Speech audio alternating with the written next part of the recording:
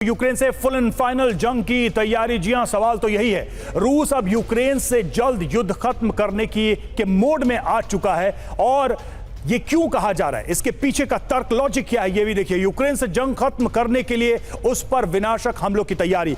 रूस विरोधी media outlet मेडुजा के हवाले से ISW की ये रिपोर्ट सामने आई है। यूक्रेन के खिलाफ पूर्ण मोबिलाइजेशन चाहते हैं रूसी सुरक्षा अधिकारी, और रूसी सैन्य और सुरक्षा अधिकारी की पुतिन से पूर्ण मोबिलाइजेशन की मांग है। जंग में हर दिन 1500 से ज्यादा रूसी सैनिकों के हताहत होने की रिपोर्ट भी सामने आई है। युद्ध के लंबा खिंचने की वजह से रूस के कुलीन वर्ग में निराशा बढ़ रही है, यह भी दावा किया गया ISW के सोर्सेज से। अजय सिंह सर, ये खबर हमने आपको दिखाई, एक तरफ तो नेटो फोर्सेस के यूक्रेन में डिप्लॉयमेंट की, दूसरी तरफ फुल मोबिलाइजेशन की डिमांड की खबर।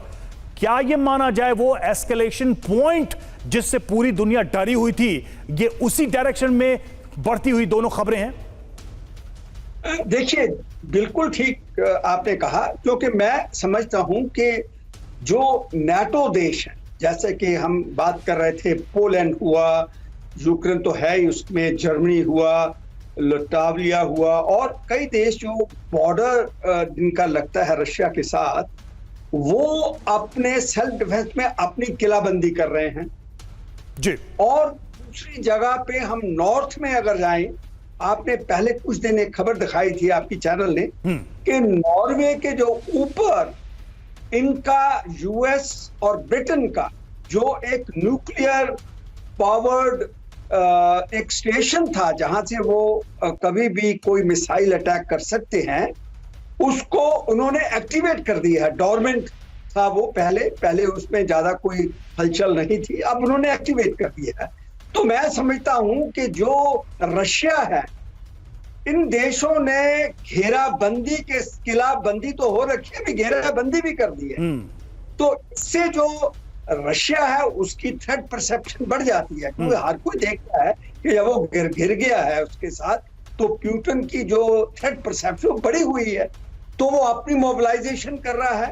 तो बात वहीं पे आ जाती है कि दोनों तरफ से ये मैं समझता हूं कि एस्केलेशन लैडर के ऊपर अभी ये 2-4 स्टेप और ऊपर चले गए हैं, और कभी भी किसी टाइम भी अगर कोई भी देश खास करके रशिया के ऊपर खास नजर रखी हुई है। और सर, अगर इसमें एक छोटा सा सवाल मैं ऐड कर दूं कि अगर ये डेडलॉक सस्टेन करता है और एस्केलेट नहीं होता है, इशू जहां का है वहीं रहता है, तो इसका बेनिफिट किसको जाएगा, किसके ऊपर ज्यादा दबाव होगा और किसको अपर हैंड मिलेगा? क्योंकि एक नए वर्ष में हम प्रवेश कर रहे हैं जिसमें दुनिया का जियोपॉलिटिक्स भी बदलने वाला है ट्रंप के आने के बाद से। देखिए, मेरा जो मानना है वो ये है कि इन्होंने पहले भी रशिया को, पुतिन को बहुत दबा के रखा, और अगर हम देखें 2-3 साल से एक स्पेशल ऑपरेशन चल रहा है, उसको पहले से दबा दिया हुआ है और उसके ऊपर वॉच रखी हुई है कि ये क्या करता है। उसकी जो साइकोलॉजी है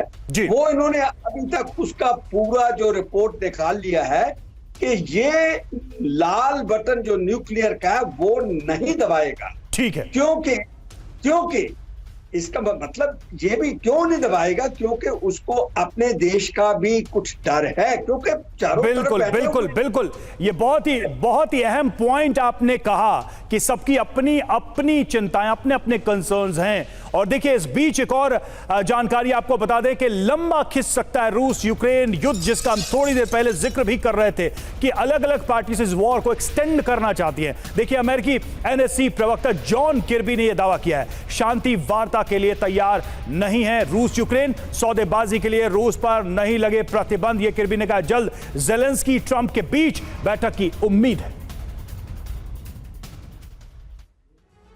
और उस बीच